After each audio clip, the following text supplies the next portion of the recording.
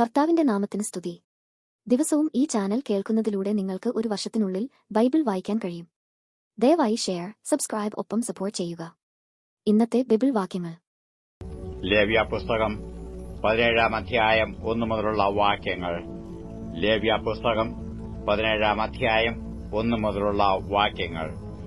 യഹോവ പിന്നെയും മോശയോട് അരുളിച്ചെയ്തത്, നീ അഹരോനോടും പുത്രന്മാരോടും എല്ലാ ഇസ്രായേൽ മക്കളോടും പറയേണ്ടത് എന്തെന്നാൽ, യഹോവ കൽപ്പിച്ച കാര്യമാവിത്: ഇസ്രായേൽ ഗൃഹത്തിൽ ആരെങ്കിലും കാളയെയോ ആട്ടിൻകുട്ടിയെയോ കോലാടിനെയോ പാളയത്തിൽ വെച്ചെങ്കിലും പാളയത്തിന് പുറത്തു വെച്ചെങ്കിലും അറുക്കുകയും അതിനെ യഹോവയുടെ കൂടാരത്തിന്റെ മുമ്പിൽ യഹോവയ്ക്ക് വഴിപാടായി അർപ്പിക്കേണ്ടതിന് സമാഗമന കൂടാരത്തിന്റെ വാതിൽക്കൽ കൊണ്ടുവരാതിരിക്കുകയും ചെയ്താൽ അത് അവന് രക്തപാതകമായി എണ്ണയണം. അവൻ രക്തം ചൊരിയിച്ചു ആ മനുഷ്യനെ അവന്റെ ജനത്തിന്റെ നടുവിൽ നിന്ന് ഛേദിച്ചു കളയണം.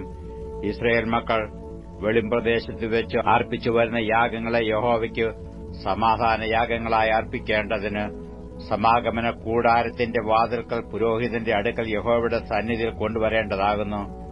പുരോഹിതൻ അവയുടെ രക്തം സമാഗമന കൂടാരത്തിന്റെ വാതിൽക്കൽ യഹോവയുടെ യാഗപീഠത്തിന്മേൽ തളിച്ചു മേധസ് യഹോവയ്ക്ക് സൗരഭ്യവാസനയായി ദഹിപ്പിക്കണം. അവർ പരസംഗമായി പിന്തുടരുന്ന ഭൂതങ്ങൾക്ക് ഇനിയും തങ്ങളുടെ ബലികൾ അർപ്പിക്കരുത്. ഇത് തലമുറ തലമുറയായി അവർക്ക് എന്നേക്കുമുള്ള ചട്ടമായിരിക്കണം.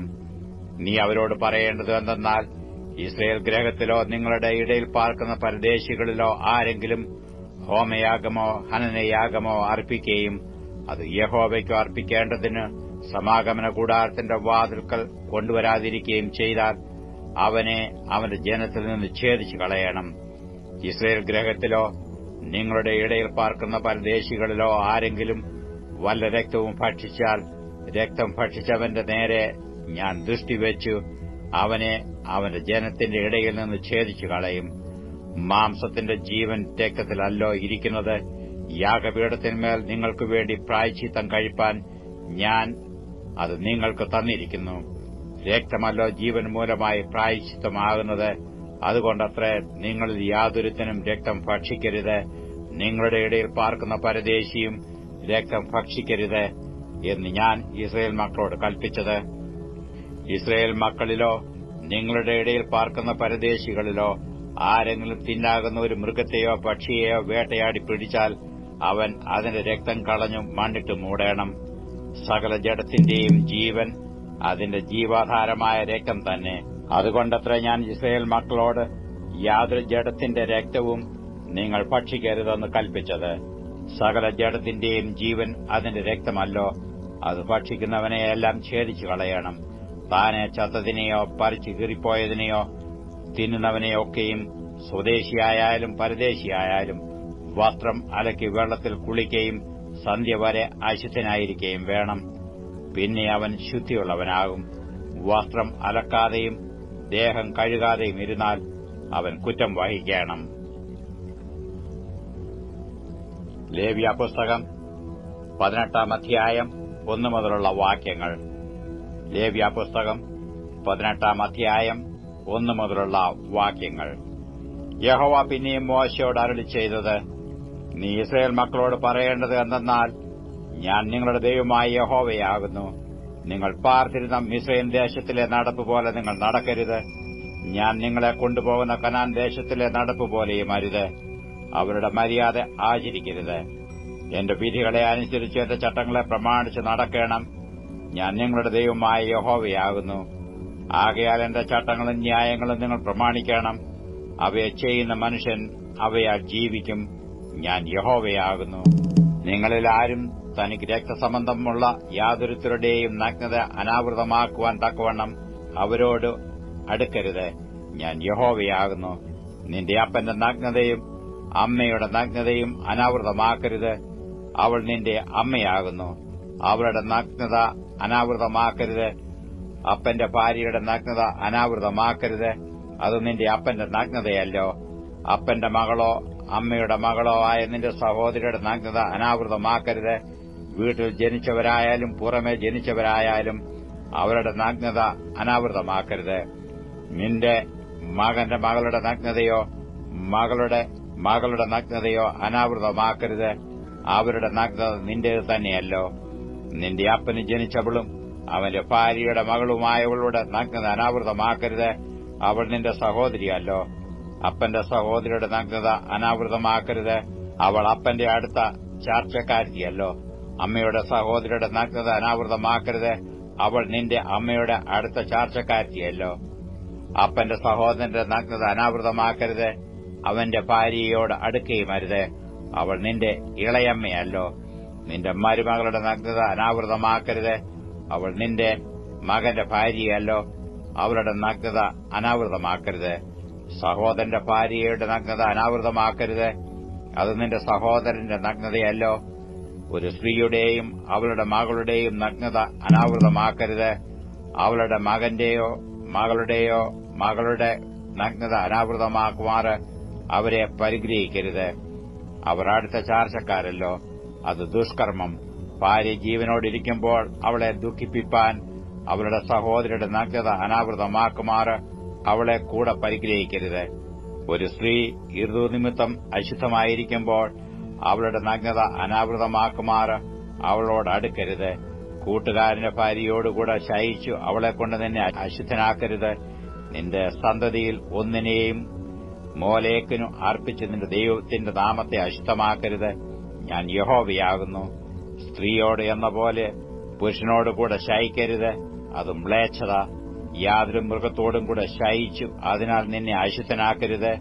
യാതൊരു സ്ത്രീയും ഒരു മൃഗത്തോടുകൂടെ ശയിക്കേണ്ടതിന് അതിന്റെ മുമ്പിൽ നിൽക്കുകയും അരുത്. അത് നികൃഷ്ടം. ഇവയിൽ ഒന്നുകൊണ്ടും നിങ്ങളെ തന്നെ അശുദ്ധരാക്കരുത്. ഞാൻ നിങ്ങളുടെ മുമ്പിൽ നിന്ന് നീക്കിക്കളയുന്ന ജാതികൾ ഇവയാലൊക്കെയും തങ്ങളെ തന്നെ അശുദ്ധരാക്കിയിരിക്കുന്നു. ദേശവും അശുദ്ധമായി തീർന്നു. അതുകൊണ്ട് ഞാൻ അതിന്റെ അകൃത്യം അതിന്മേൽ സന്ദർശിക്കുന്നു. ദേശം തന്റെ നിവാസികളെ ഛർദ്ദിച്ചു കളയുന്നു. ഈ മ്ലേച്ഛതയൊക്കെയും നിങ്ങൾക്ക് മുമ്പേ ആ ദേശത്തുണ്ടായിരുന്ന മനുഷ്യർ ചെയ്തു. ദേശം അശുദ്ധമായി തീർന്നു. നിങ്ങൾക്ക് മുമ്പേ ഉണ്ടായിരുന്ന ജാതികളെ ദേശം ഛർദ്ദിച്ചു കളഞ്ഞതുപോലെ നിങ്ങൾ അതിനെ അശുദ്ധമാക്കിയിട്ട് നിങ്ങളെയും ഛർദ്ദിച്ചു കളയാതിരിപ്പാൻ നിങ്ങൾ എന്റെ ചട്ടങ്ങളും വിധികളും പ്രമാണിക്കണം. ഈ മ്ലേച്ഛതകളിൽ യാതൊന്നും സ്വദേശിയാകട്ടെ നിങ്ങളുടെ ഇടയിൽ പാർക്കുന്ന പരദേശിയാകട്ടെ ചെയ്യരുത്. ആരെങ്കിലും ഈ സകല മ്ലേച്ഛതകളിലും ഏതെങ്കിലും ചെയ്താൽ അങ്ങനെ ചെയ്യുന്നവരെ അവരുടെ ജനത്തിൽ നിന്ന് ഛേദിച്ചു കളയണം. ആകയാൽ നിങ്ങൾക്ക് മുമ്പേ നടന്ന ഈ മ്ലേച്ഛ മര്യാദകളിൽ യാതൊന്നും ചെയ്യാതെയും അവയാൽ അശുദ്ധരാകാതെയും ഇരിപ്പാൻ നിങ്ങൾ എന്റെ പ്രമാണങ്ങളെ പ്രമാണിക്കണം. ഞാൻ നിങ്ങളുടെ ദൈവമായ യഹോവയാകുന്നു. അപ്പോസ്തലപ്രവൃത്തികൾ 7-ാം അധ്യായം 1 മുതലുള്ള വാക്യങ്ങൾ. അപ്പോസ്തലപ്രവൃത്തികൾ 7-ാം അധ്യായം 1 മുതലുള്ള വാക്യങ്ങൾ. ഇത് ഉള്ളത് തന്നെയോ എന്ന് മഹാപുരോഹിതൻ ചോദിച്ചതിനു അവൻ പറഞ്ഞത്, സഹോദരന്മാരും പിതാക്കന്മാരുമായ പുരുഷന്മാരെ കേൾപ്പീൻ. നമ്മുടെ പിതാവായ അബ്രഹാം ഹാരാനിൽ വന്നു പാർക്കും മുമ്പേ മെസൊപ്പൊത്താമ്യയിൽ ഇരിക്കുമ്പോൾ തേജോമയനായ ദൈവം അവന് പ്രത്യക്ഷനായി. നിന്റെ ദേശത്തെയും നിന്റെ ചാർച്ചക്കാരെയും വിട്ട് ഞാൻ കാണിച്ചു തരുന്ന ദേശത്തിലേക്ക് ചെല്ലുക എന്ന് പറഞ്ഞു. അങ്ങനെ അവൻ കൽദായരുടെ ദേശം വിട്ട് ഹാരാനിൽ വന്നു പാർത്തു.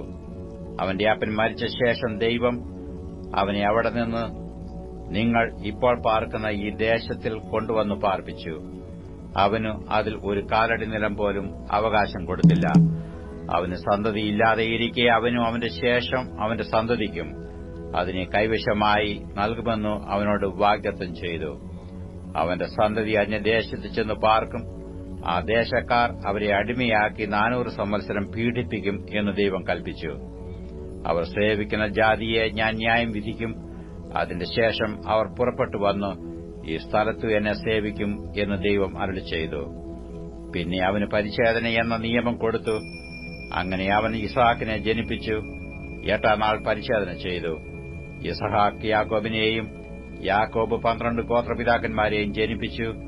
ഗോത്രപിതാക്കന്മാർ യോസേഫിനോട് അസൂയപ്പെട്ടു അവനെ മിസ്രയീമിലേക്ക് വിറ്റുകളഞ്ഞു. എന്നാൽ ദൈവം അവനോടുകൂടെ ഇരുന്നു സകല സങ്കടങ്ങളിൽ നിന്നും അവനെ വിടുവിച്ചു. മിസ്രയീം രാജാവായ ഫറവോന്റെ മുമ്പാകെ അവന് കൃപയും ജ്ഞാനവും കൊടുത്തു. അവൻ അവനെ മിസ്രയീമിനും തന്റെ സർവ്വഗ്രഹത്തിനും അധിപതിയാക്കി വെച്ചു. മിസ്രയീം ദേശത്തിലും കനാനിലും എല്ലാം ക്ഷാമവും മഹാകഷ്ടവും വന്നാറെ നമ്മുടെ പിതാക്കന്മാർക്കോ ആഹാരം കിട്ടാതെയായി. മിസ്രയീമിൽ ധാന്യമുണ്ട് എന്ന് കേട്ടിട്ട് യാക്കോബ് നമ്മുടെ പിതാക്കന്മാരെ ഒന്നാം പ്രാവശ്യം അയച്ചു. രണ്ടാം പ്രാവശ്യം യോസഫ് തന്റെ സഹോദരന്മാരോട് തന്നെ താൻ അറിയിച്ചു. യോസഫിന്റെ വംശം ഫറവോന് വെളിവായി വന്നു. യോസഫ് ആളയച്ച് തന്റെ പിതാവായ യാക്കോബിനെയും കുടുംബത്തെ ഒക്കെയും വരുത്തി. അവർ ആകെ 75 പേരായിരുന്നു. യാക്കോബ് മിസ്രയീമിലേക്ക് പോയി. അവനും നമ്മുടെ പിതാക്കന്മാരും മരിച്ചു. അവരെ ശേഖേമിൽ കൊണ്ടുവന്നു. ശേഖേമിൽ എമ്മോരിന്റെ മക്കളോട് അബ്രഹാം വില കൊടുത്തു വാങ്ങിയ കല്ലറയിൽ അടക്കം ചെയ്തു. ദൈവം അബ്രഹാമിനോട് അരുളി ചെയ്ത വാഗ്ദത്തകാലം അടുത്തപ്പോൾ ജനം മിസ്രയീമിൽ വർദ്ധിച്ചു പെരുകി. ഒടുവിൽ യോസേഫിനെ അറിയാത്ത വേറൊരു രാജാവ് മിസ്രയീമിൽ വാണു. അവൻ നമ്മുടെ വംശത്തോട് ഉപായം പ്രയോഗിച്ചു നമ്മുടെ പിതാക്കന്മാരെ പീഡിപ്പിച്ചു. അവരുടെ ശിശുക്കൾ ജീവനോടെ ഇരിക്കരുത് എന്നുവെച്ച് അവരെ പുറത്തിടിപ്പിച്ചു. ആ കാലത്ത് മോശ ജനിച്ച് ദിവ്യസുന്ദരനായിരുന്നു. അവനെ 3 മാസം അപ്പന്റെ വീട്ടിൽ പോറ്റി. പിന്നെ അവനെ പുറത്തിട്ടപ്പോൾ ഫറവോന്റെ മകൾ അവനെ എടുത്തു തന്റെ മകനായി വളർത്തി. മോശ മിസ്രയീമ്യരുടെ സകല ജ്ഞാനവും അഭ്യസിച്ചു. വാക്കിലും പ്രവൃത്തിയിലും സമർത്ഥനായി തീർന്നു. അവന് 40 വയസ്സ് തികയാറായപ്പോൾ ഇസ്രായേൽ മക്കളായ തന്റെ സഹോദരന്മാരെ ചെന്ന് കാണണം എന്ന് മനസ്സിൽ തോന്നി. അവരിൽ ഒരുത്തൻ അന്യായം ഏൽക്കുന്നത് കണ്ടിട്ട് അവന് തുണനിന്നു. മിസ്രയീമിനെ അടിച്ചു കൊന്നു. പീഡിതനു വേണ്ടി പ്രതിക്രിയ ചെയ്തു. ദൈവം താൻ മുഖാന്തരം അവർക്ക് രക്ഷ നൽകും എന്ന് സഹോദരന്മാർ ഗ്രഹിക്കും എന്നും അവൻ നിരൂപിച്ചുവെങ്കിലും അവർ ഗ്രഹിച്ചില്ല. പിറ്റേന്നാൾ അവർ കലഹിച്ചുകൊണ്ടിരിക്കുമ്പോൾ അവൻ അവരുടെ അടുക്കൽ വന്നു, പുരുഷന്മാരെ, നിങ്ങൾ സഹോദരന്മാരല്ലോ, തമ്മിൽ അന്യായം ചെയ്യുന്നത് എന്ത് എന്ന് പറഞ്ഞു അവരെ സമാധാനപ്പെടുത്തുവാൻ നോക്കി. എന്നാൽ കൂട്ടുകാരനോട് അന്യായം ചെയ്യുന്നവൻ അവനെ ഉന്തിക്കളഞ്ഞു. നിന്നെ ഞങ്ങൾക്ക് അധികാരിയും ന്യായകർത്താവും ആക്കിയത് ആർ? ഇന്നലെ മിസ്രയീമിനെ കൊന്നതുപോലെ എന്നെയും കൊല്ലുവാൻ ഭാവിക്കുന്നുവോ എന്ന് പറഞ്ഞു. ഈ വാക്ക് കേട്ടിട്ട് മോശ ഓടിപ്പോയി മിദ്യാൻ ദേശത്ത് ചെന്ന് പാർത്തു. അവിടെ 2 പുത്രന്മാരെ ജനിപ്പിച്ചു. 40 ആണ്ട് കഴിഞ്ഞപ്പോൾ സീനായ് മലയുടെ മരുഭൂമിയിൽ ഒരു ദൈവദൂതൻ മുൾപടർപ്പിലെ അഗ്നിജ്വാലയിൽ അവന് പ്രത്യക്ഷനായി. മോശെ ആ ദർശനം കണ്ടു ആശ്ചര്യപ്പെട്ടു. സൂക്ഷിച്ചു നോക്കുവാൻ അടുത്തു ചെല്ലുമ്പോൾ, ഞാൻ നിന്റെ പിതാക്കന്മാരുടെ ദൈവമായി അബ്രഹാമിന്റെയും ഇസ്ഹാക്കിന്റെയും യാക്കോബിന്റെയും ദൈവമാകുന്നുവെന്ന് കർത്താവിന്റെ ശബ്ദം കേട്ടു. മോശെ വിറച്ചിട്ട് നോക്കുവാൻ തുനിഞ്ഞില്ല. കർത്താവ് അവനോട്, നീ നിൽക്കുന്ന സ്ഥലം വിശുദ്ധ ഭൂമിയാകിയാൽ കാലിൽ നിന്ന് ചെരുപ്പ് ഊരിക്കളക. മിസ്രയീമിൽ എന്റെ ജനത്തിന്റെ പീഡ ഞാൻ കണ്ടു അവരുടെ ഞരക്കവും കേട്ടു. അവരെ വിടിവിപ്പാൻ ഇറങ്ങി വന്നിരിക്കുന്നു. ഇപ്പോൾ വരിക, ഞാൻ നിന്നെ മിസ്രയീമിലേക്ക് അയക്കുമെന്ന് പറഞ്ഞു. നിന്നെ അധികാരിയും ന്യായകർത്താവും ആക്കിയതാർ എന്നിങ്ങനെ അവർ തള്ളിപ്പറഞ്ഞ ഈ മോശയെ ദൈവം മുൾപടർപ്പിൽ പ്രത്യക്ഷനായി ദൂതൻ മുഖാന്തരം അധികാരിയും വീണ്ടെടുപ്പുകാരനും ആക്കി അയച്ചു. അവൻ മിസ്രയീമിലും ചെങ്കടലിലും 40 സംവത്സരം മരുഭൂമിയിലും അതിശയങ്ങളും അടയാളങ്ങളും ചെയ്തു അവരെ നടത്തിക്കൊണ്ടുവന്നു. ദൈവം നിങ്ങളുടെ സഹോദരന്മാരിൽ നിന്നും എന്നെപ്പോലെ ഒരു പ്രവാചകനെ നിങ്ങൾക്ക് എഴുന്നേൽപ്പിച്ചു തരും എന്ന് ഇസ്രായേൽ മക്കളോട് പറഞ്ഞ മോശെ അവൻ തന്നെ. സീനായ് മലയിൽ തന്നോട് സംസാരിച്ച ദൂതനോടും നമ്മുടെ പിതാക്കന്മാരോടും കൂടെ മരുഭൂമിയിലെ സഭയിൽ ഇരുന്നവനും നമുക്ക് തരുവാൻ ജീവനുള്ള അരുളപ്പാട് ലഭിച്ചവനും അവൻ തന്നെ. നമ്മുടെ പിതാക്കന്മാർ അവനെ കീഴ്പ്പെടുവാൻ മനസ്സില്ലാതെ അവനെ തള്ളിക്കളഞ്ഞു. ഹൃദയം കൊണ്ട് മിസ്രയീമിലേക്ക് പിന്തിരിഞ്ഞു. അഹരോനോട്, ഞങ്ങൾക്ക് മുമ്പായി നടപ്പാൻ ദൈവങ്ങളെ ഉണ്ടാക്കിത്തരിക. ഞങ്ങളെ മിസ്രയീമിൽ നിന്ന് നടത്തിക്കൊണ്ടുവന്ന ആ മോശയ്ക്ക് എന്ത് സംഭവിച്ചു എന്ന് ഞങ്ങൾ അറിയുന്നില്ലല്ലോ എന്ന് പറഞ്ഞു. അന്നേരം അവർ ഒരു കാളക്കുട്ടിയെ ഉണ്ടാക്കി ആ ബിംബത്തിന് ബലി കഴിച്ച് തങ്ങളുടെ കൈപ്പണിയിൽ ഉല്ലസിച്ചുകൊണ്ടിരുന്നു. ദൈവവും പിന്തിരിഞ്ഞു ആകാശത്തിലെ സൈന്യത്തെ ആരാധിപ്പാൻ അവരെ കൈവിട്ടു. ഇസ്രായേൽ ഗൃഹമേ, നിങ്ങൾ മരുഭൂമിയിൽ എനിക്ക് 40 സംവത്സരം ഹനനയാഗങ്ങളും ഭോജനയാഗങ്ങളും അർപ്പിച്ചുവോ? നിങ്ങൾ നമസ്കരിപ്പാൻ ഉണ്ടാക്കിയ സ്വരൂപങ്ങളായ മോലോക്കിന്റെ കൂടാരവും രേഫാൻ ദേവന്റെ നക്ഷത്രവും നിങ്ങൾ എടുത്തു നടന്നുവല്ലോ. എന്നാൽ ഞാൻ നിങ്ങളെ ബാബേലിനപ്പുറവും പ്രവസിപ്പിക്കും എന്ന് പ്രവാചകന്മാരുടെ പുസ്തകത്തിൽ എഴുതിയിരിക്കുന്നുവല്ലോ. നീ കണ്ട മാതിരിക്കൊത്തവണ്ണം അതിനെ തീർക്കണമെന്ന് മോശയോട് അരുളി ചെയ്തവൻ കൽപ്പിച്ചതുപോലെ നമ്മുടെ പിതാക്കന്മാർക്ക് മരുഭൂമിയിൽ സാക്ഷ്യകൂടാരം ഉണ്ടായിരുന്നു. നമ്മുടെ പിതാക്കന്മാർ അത് ഏറ്റുവാങ്ങി ദൈവം നമ്മുടെ പിതാക്കന്മാരുടെ മുമ്പിൽ നിന്ന് നീക്കിക്കളഞ്ഞ ജാതികളുടെ അവകാശത്തിലേക്ക് യോശുവയുമായി കൊണ്ടുവന്ന് ദാവീദിന്റെ കാലം വരെ വെച്ചിരുന്നു. അവൻ ദൈവത്തിന്റെ മുമ്പാകെ കൃപ ലഭിച്ചു. യാക്കോബൻ ദൈവത്തിനൊരു വാസസ്ഥലം ഉണ്ടാക്കുവാൻ അനുവാദം അപേക്ഷിച്ചു. ശലോമോൻ അവന് ഒരു ആലയം പണിതു. അത്യുന്നതൻ കൈപ്പണിയായതിൽ വസിക്കുന്നില്ല താനും. സ്വർഗ്ഗം എനിക്ക് സിംഹാസനവും ഭൂമി എന്റെ പാദപീഠവും ആകുന്നു. നിങ്ങൾ എനിക്ക് പണിയുന്ന ആലയം ഏതു വിധം? എന്റെ വിശ്രമസ്ഥലവും ഏത്? ഇതൊക്കെയും എന്റെ കൈയല്ലയോ ഉണ്ടാക്കിയത് എന്ന് കർത്താവ് അരുളിച്ചെയ്യുന്നു എന്ന് പ്രവാചകൻ പറയുന്നുവല്ലോ.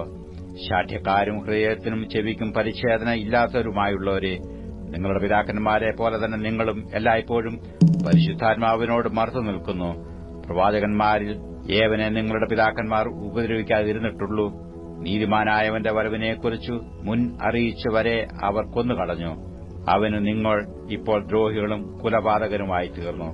നിങ്ങൾ ദൈവദൂതന്മാരുടെ നിയോഗങ്ങളായി ന്യായപ്രമാണം പ്രാപിച്ചുവെങ്കിലും അത് പ്രമാണിച്ചിട്ടില്ല.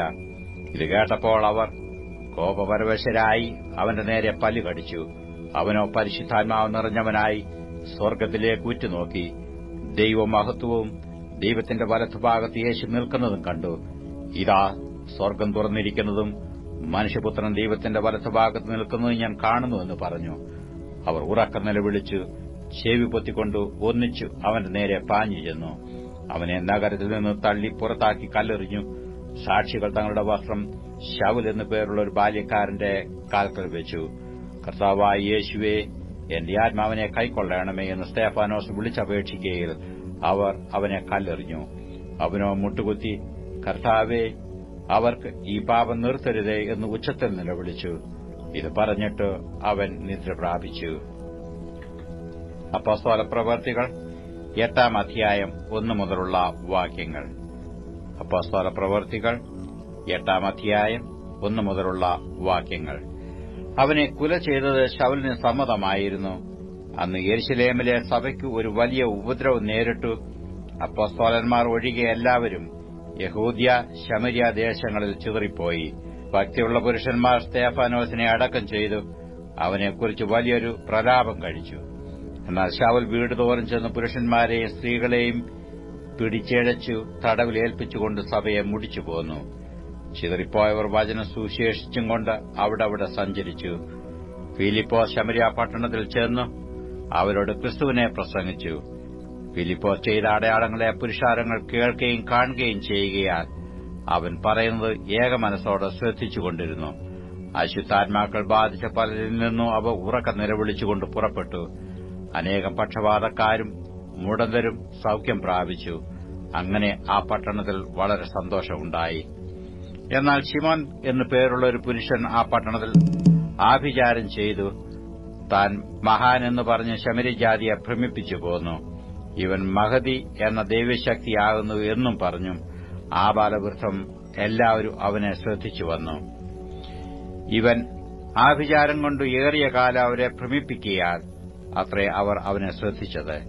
എന്നാൽ ദൈവരാജ്യത്തെയും യേശുക്രിസ്തുവിന്റെ നാമത്തെയും കുറിച്ചുള്ള സുവിശേഷം അറിയിക്കുന്ന ഫിലിപ്പോസിനെ അവർ വിശ്വസിച്ചപ്പോൾ പുരുഷന്മാരും സ്ത്രീകളും സ്നാനമേറ്റു.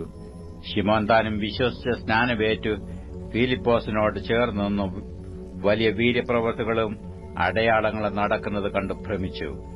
അനന്തരം യെരുശലേമിലുള്ള അപ്പോസ്തലന്മാർ ശമര്യർ ദൈവവചനം കൈക്കൊണ്ടു എന്ന് കേട്ട് പത്രോസിനെയും യോഹന്നാനെയും അവരുടെ അടുക്കൽ അയച്ചു. അവർ ചെന്നു അവർക്ക് പരിശുദ്ധാത്മാവ് ലഭിക്കേണ്ടതിന് അവർക്കായി പ്രാർത്ഥിച്ചു. അന്നുവരെ അവരിൽ ആരുടെ മേലും ആത്മാവ് വന്നിരുന്നില്ല. അവർ കർത്താവായ യേശുവിന്റെ നാമത്തിൽ സ്നാനം ഏറ്റിരുന്നതേയുള്ളൂ. അവർ അവരുടെ മേൽ കൈവച്ചപ്പോൾ അവർക്ക് പരിശുദ്ധാത്മാവ് ലഭിച്ചു.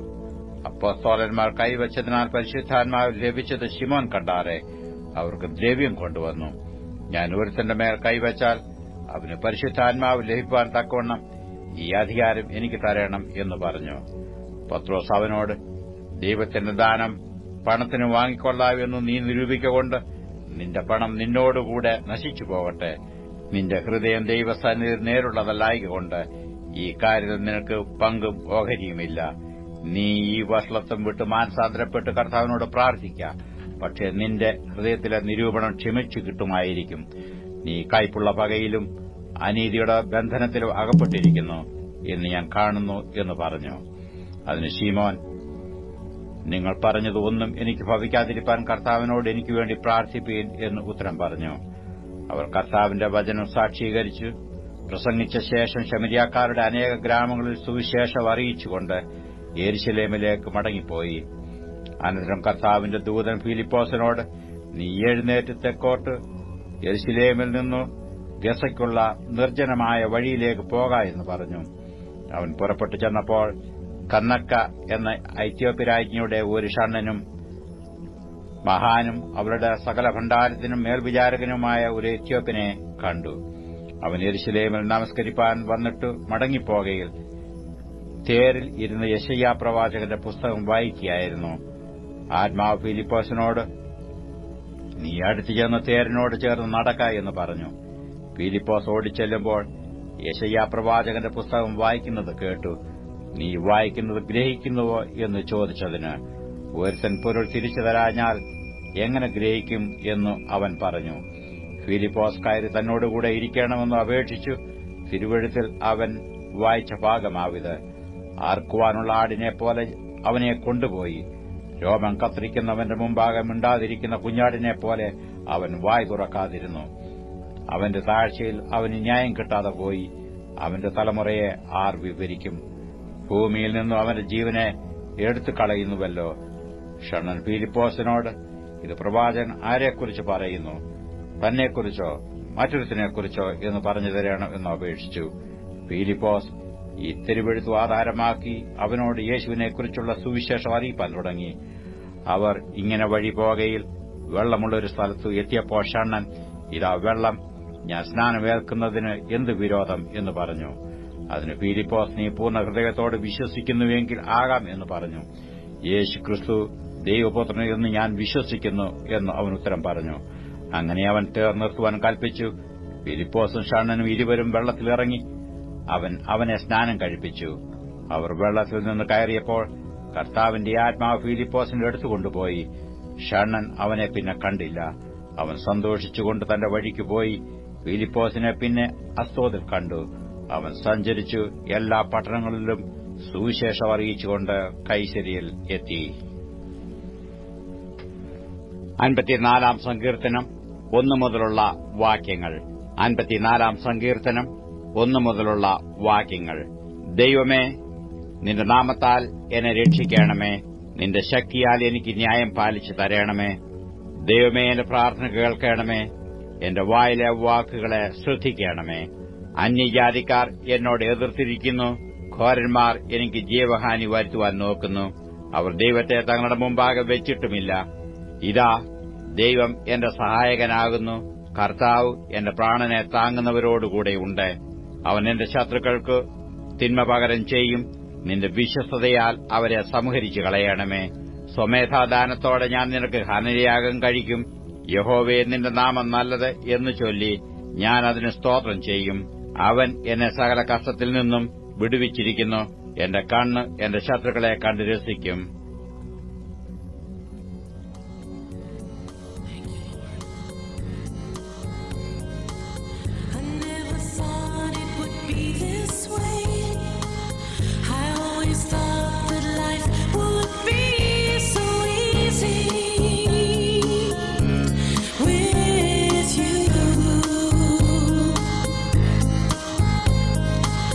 But now I see my flesh cry out. It won't give up without